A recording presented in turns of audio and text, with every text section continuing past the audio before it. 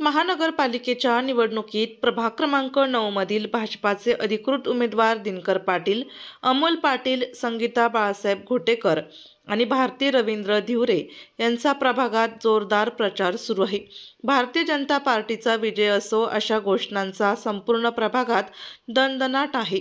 आपल्या विविध सामाजिक कार्याच्या आणि प्रभागात केलेल्या विकास कामांच्या जोरावर भाजपचा संपूर्ण पॅनलचा विजय निश्चित असल्याचे माजी सभागृह नेते तसेच भाजपचे उमेदवार दिनकर पाटील, युवा नेतृत्व अमोल पाटील यांनी यावेळी सांगितले. चालू आहे, लोकांचा उत्स्फूर्त असा तुम्हाला पाठिंबा मिळतोय, काय सांगणार?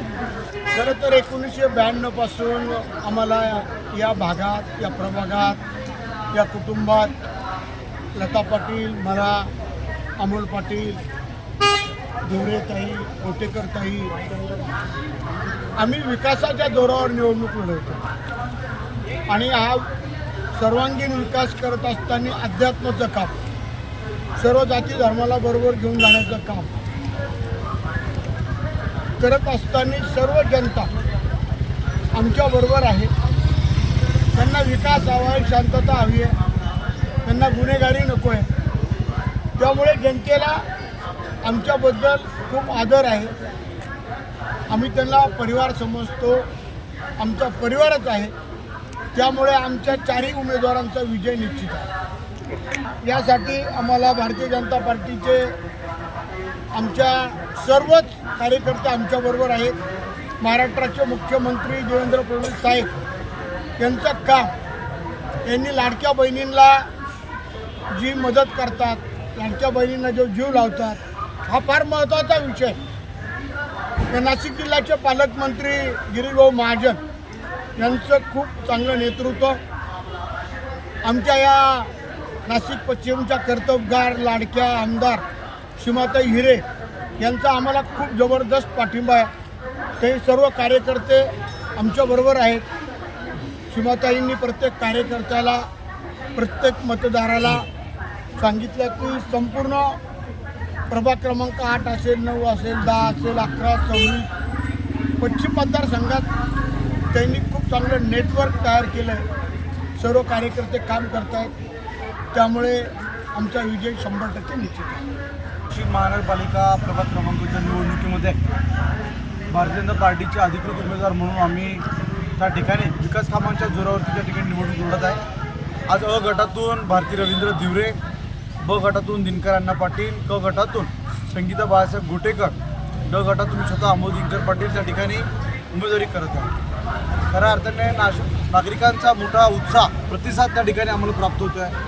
1992 पासून दिनकर अण्णा पाटील, लता काकू पाटील यांनी जो छत्रपती शिवाजीनगर, ध्रुवनगर, श्रमिकनगर, धर्माजी कॉलनी, गंगासागर नगर आणि संभाजीनगर या भागामध्ये जो विकास केलेला आहे, आपण बघितलं तर नाशिक शहरामध्ये एकूण 90 शाळा आहे.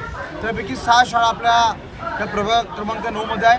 नाशिक शहरातील सर्व मोठी शाळा छत्रपती विद्यालय, नाशिक शहरातलं 1 नंबरचं 70 एकर असलेलं उद्यान कैलासवासी वसंत कानेटकर उद्यान, राजमाता जिजाऊ हॉल असेल, विद्या सावरकर हॉस्पिटल असेल, त्यानंतर 7 जलकुंभ आहे, 22 उद्यानं आहे आणि विद्यार्थ्यांसाठी त्या ठिकाणी खास करून 160 मुलं ॲट अ टाईम त्या ठिकाणी अभ्यास करू शकतात. असे स्वामी विवेकानंद अभ्यासिका असेल, असे अनेक कामं त्या ठिकाणी आपल्या भागात झालेले आहे.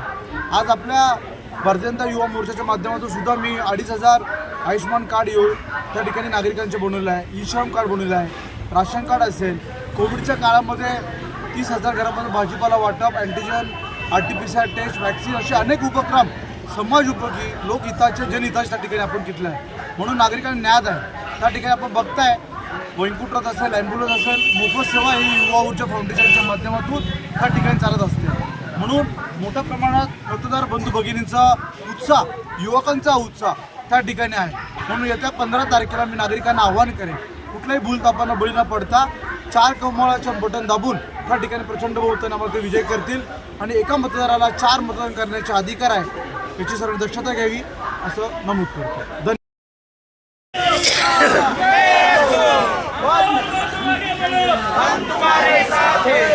भारतीय जनता पार्टीचा,